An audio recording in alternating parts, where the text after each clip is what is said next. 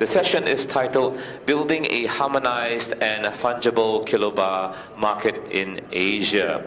And to give us a better overview and introduction of the topic, can you please give a warm welcome to bring up once again Mr. Albert Cheung, CEO of SBMA. A round of applause, please, ladies and gentlemen. I think the subject matter in the next session, the Kilobar Stakeholder Roundtable, brand preferences, premium, disparity, and fungibility, is something that we all think is something that we have to discuss, and it has been discussed among small groups. And when we conceived this agenda for the conference, we thought these subject matter which are discussed among small groups in various part of our ecosystem need to come to an open forum and start talking about it. And perhaps we might be able to bring out all the issues, and perhaps this issue can be resolved or can never be resolved, but it's worth a while to bring it into open discussion. That's the purpose of why we are having this session this afternoon. And I would arguably think that this is one of the hottest issues in our Asian market, because in the past 15 years, you all know how the growth of this market, and is majority based on the demand of physical gold in China, in India, and in Southeast Asia. So why I'm doing it slowly, I want more people to come in so that people will not miss Gordon's presentation. Well, a large number of the OTC gold transactions in Asia also often end up in physical delivery of kilobars. However, due to the legacy and cultural differences, each market has its own favorite brands. Such brand preference behavior has not only led to premium discrepancies from one market to another, from one brand to another, but also shift the liquidity during high demand seasons. Recently, we also are faced with some fake, genuine kilobar of those popular brands in Asia. With the modernization of the gold market infrastructure, such as we know CME is increasing its offer or making it physical deliverable in Asia, in Hong Kong. Or we see LME purses having a physical delivery option. And Hong Kong Exchange also looking into those areas. So, I mean, this showcase with the advance of the high-tech trading platform, they even have to come with a physical delivery option because of the nature of the market here. So this is a dream. A harmonized kilobar standard in Asia seems inevitable. Whether we have or we can, it depends on how much or how many of those problems we can resolve. So alongside the kilobar, in light of creating a liquidity pool in Asia, we were also thinking of some discussion was surfaced that whether it is a necessity or is a time to consider a large bar pool, which is 400 ounce and 995 finest, which is deliverable in London, whether it can be at the same time have a large bar pool created in Asia, such as Singapore, that may facilitate the efficiency of the supply chain from sourcing of the metal to refinery and to delivery at one stop. I will lead the discussion later on in the panel, but to give some flavor to this discussion, I have asked my colleague, Gordon Cheung, Deputy Chief Executive of SBMA, to enlighten a little bit or bring together some information about physical kilobar market in Asia, to be followed by Ruth, CEO of LBMA, to talk about some of the initiatives that they have started, to be followed by Matthew King. He will have a proposed solution to look into this area on anti-fraud mechanisms. I hope with this free prologue presentation that can help us to bring us into the mood of discussing this subject matter and give us some background knowledge. Gordon, may I invite you to take the podium? Good afternoon. Welcome back to the second half of the afternoon session. So before the keynote roundtable talking about Kilobar, let me start with a few introduction notes about the Asian market, gold markets. We'll talk about Singapore, talk about Vietnam, India, China. Okay, and I'll start with, we talk about Singapore market first. Okay. Singapore, comparing with the rest of the ASEAN countries, that we are not very well established right now in terms of the jewelry market. There's actually the internal consumption in Singapore and the jewelry market is relatively small comparing to the other ASEAN countries.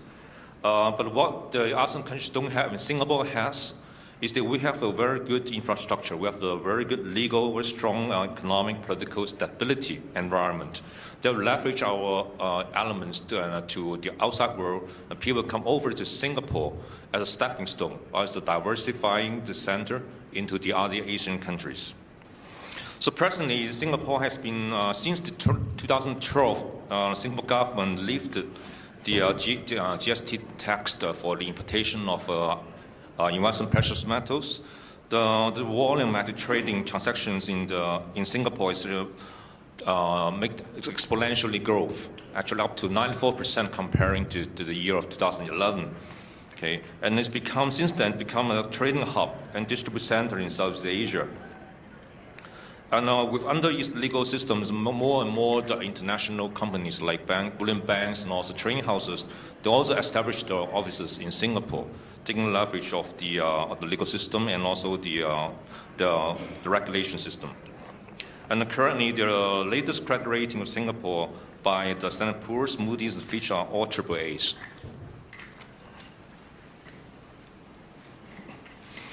And what else the Singapore market has? We have the free port actually by the sign of the Changi Airport. This is one of Asia's largest bullion logistics and vaulting facilities. It's currently managed by the various foreign agents like Brink's, T4S, Malcolm Mead.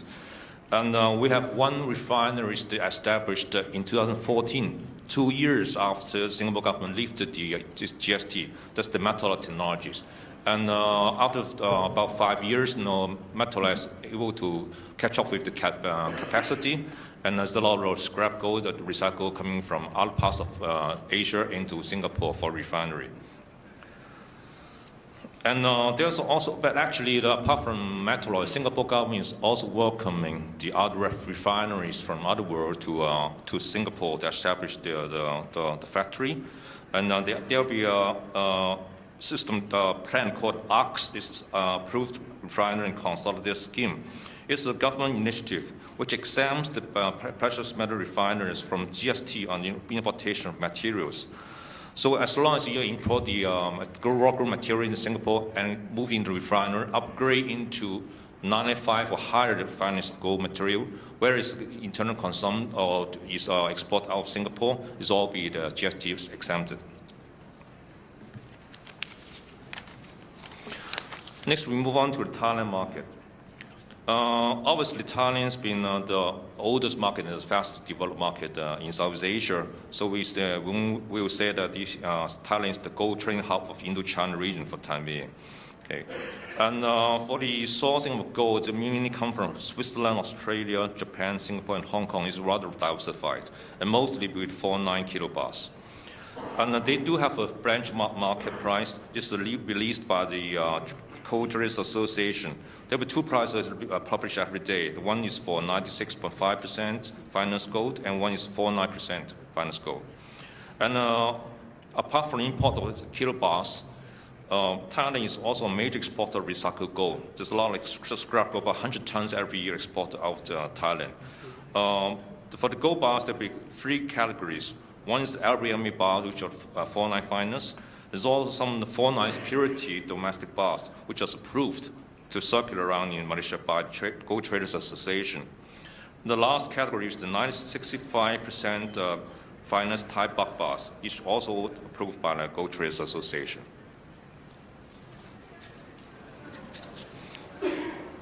Move on to the Vietnam market.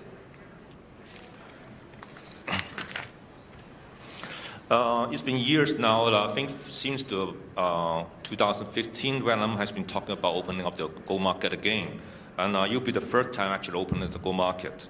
According to what I heard, they're still going to open this year, but they're still waiting for the agenda to be approved. And Vietnam itself is a country that's highly concentric with gold.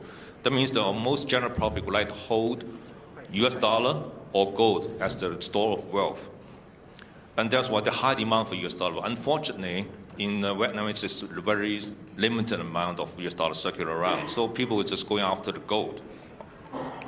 And with the physical demand on the side, there will be a lot of speculation around. So in the last 2 times when the Vietnamese market was open, there's quite a lot of speculation around. For the first time opening, I presume the Vietnamese market will, the government will try to control more on the speculating side, but we promote more on the physical side. So I think for the Southeast Asia as well as the Great China region, it will be a good chance for those markets to merge with the Vietnam market and leverage the physical market in Vietnam. And apart from import of kilobars to Vietnam, there's a lot of scrap gold, actually, or recycled gold coming out of Vietnam in the past. And I expect the same actually will happen after they open up again market again. The bars came out of Vietnam. We have the 4-9 SBMA bars. And then there was some Saigon jewelry holding companies approved bars. And also other large scrap gold bars, which actually is between 90 and 95% purity. And before they ship out of Vietnam, so their finance and quality will be guaranteed. And who will be guaranteed that? They will be by the SBV, State Bank of Vietnam. So there are 3 levels of saying that we from retail to custom. That has to be done by under the requirements of SBV before the exportation is allowed. And the next market is very interesting now because everyone is talking about Myanmar market is going to open, but currently the market itself is not really too organized. Okay, so, but I'm thinking they will try to ask the people outside of Myanmar, all experts from Southeast Asia as well as Great China region, to go to Myanmar market to work with them together to help them develop the market there. Okay. Since 1990s, the Myanmar market is already a net exporter of gold. There are a lot of gold mines there still under development. Okay. And these gold mines need financing. So I think for the financial market, it will be a good chance for them to open up. And also the mining companies in Myanmar actually are currently exploring the chance to set up an exchange platform similar to that of Shanghai Gold Exchange. And because of the lack of expertise, I think there will be a good chance for SBMA to link up the Myanmar association with Shanghai Gold Exchange and other exchanges in Asia to seek their experiences. And also good chance for outside Myanmar market, people can come over to there to establish joint venture to capture the local gold physical market.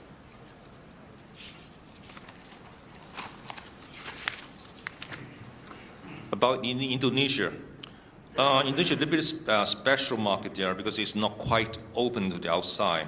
Currently, they have one SBMA approved refinery. There's the PT Atam. Okay, and inside there's a huge demand inside Indonesia. Lots of jewelry consumption and store of work consumption. It's a high recycled gold market. Every year is about 100 tons of turnover, and the meltdown jewelry between 90 and 92% purity. And 96% purity cast gold from domestic market. And for the opportunities for the gold offtakes from major mining companies, it's all backed by the letter of credit. So if you want to do business in Indonesia, you have to get banks involved to issue letter of credit.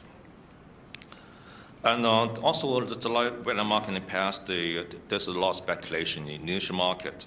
And basically, according to what I know, in past time, about 500 tons every year. That means every day's turnover on trading side, speculation side is about 2 tons.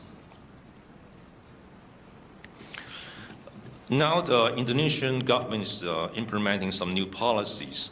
They want to grow the asset management, the wealth management sector. So they implement two policies.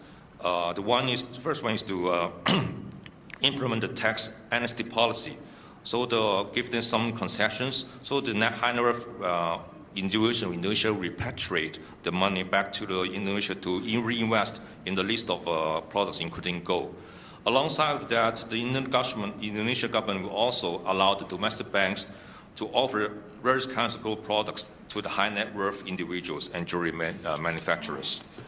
On the Indian market, in the market again is the second largest gold importer next to China. China is about 1,100 tons every year. Indian market is about 900 tons. And 200 comes in the ray form. And the import cast bars only, mint gold bars are not allowed. And domestic scrap came out of India will be 130 tons every year. And most of the bars, actually, the preference would be the Swiss bars.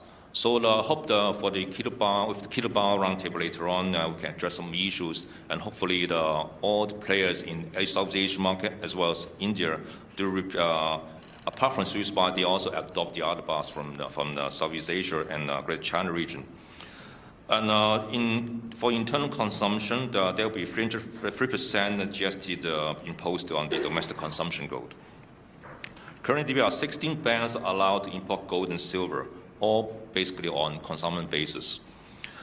And there is also benchmark price. It's called reference price published by Indian Bullion and Jewelry Association. Okay, this is the recycled gold, the table. Basically, recycled gold composed of three categories. First, the scrap gold. The second one is the investments, and also the third one is the individual residue. And recycled gold in 2017, according to Meta Focus, is about 304 tons. So these are the standards. You can see most Hong Kong and China, from the Greater China region, all the demand is with 4.9 fineness. And in the South Asia, there varies from 99% to 4.9. And currently, actually, if there's some Chinese refineries, they're able to produce the 5.9, even 6.9 fineness gold.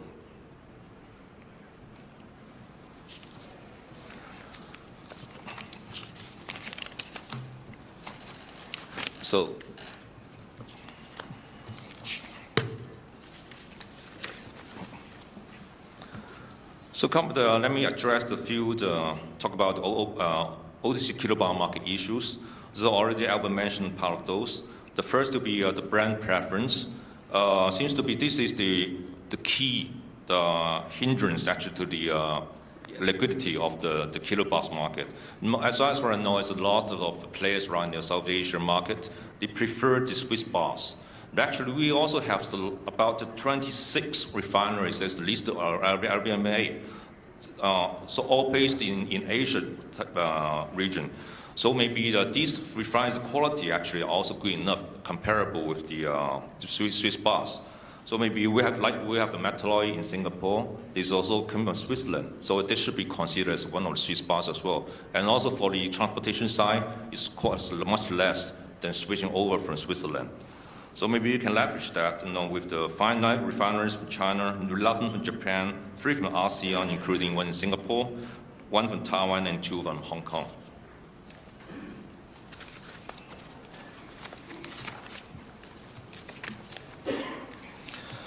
And then the second issue will be the cost efficiency. Actually, just mentioned earlier on, they actually say if we conduct physical transaction on OTC basis, you have to make one-to-one call.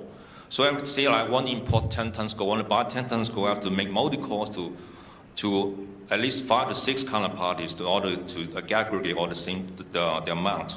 This is quite cumbersome. So if there be a platform actually in Asia that allows everyone price the kilobars on the platform, and for the buyers to come over there to pick up the brands they want, pick up the price they want, that'll be much easier than just calling out to all the counterparties to get a price and get a volume. And also after you say you place an order in the morning, you have to wait until London and Europe or Switzerland come in order to confirm the order has been placed. And also then take about a couple of days time to split them from western side to eastern side. Okay, and that of course they incur the high shipping cost. And also the present mode of payment will be a DOEP basis. That means you have to deliver against payment. So no payment, no delivery. The money has been seen in my account first before they release the metal. So what will be the potential solutions? The first of all, I think we have to set up a full supply chain somewhere in Asia, maybe Singapore, maybe Hong Kong, or other cities, which has a sound infrastructure, including economic, political, and legal. And have to create a large bar and recyclable supplies pool as well. And then build more refineries to absorb the scrap gold as well as the recycled large bars and kilobars, and put up to the refinery for upgrading, and then ship and deliver to the consumers and curing, storing facilities in Asia. So all these things can be assembled actually in Singapore or in other cities which have a very sound infrastructure. So complete the entire supply cycle. And also we are much interested to have set up an Asian standard of metals applicable to markets in the Greater China, ASEAN markets, and India. Currently, it's quite dispersed and diversified. We have a double-line finance, we have a four-line finance, gram bars, doré, and kilo bars, quite diversified. Maybe come up with a one standard for everyone. And also, last of all, we hope the market players around in Asia will accept the fungibility of different brands of kilo bars. So we see still quite a number of brands, non-Swiss bars out there are also of high quality. So that's all for today. So let's move on to the next session, the Kilobar Roundtable, for our esteemed panelists to address the above issues. Thanks very much. Thank you very much.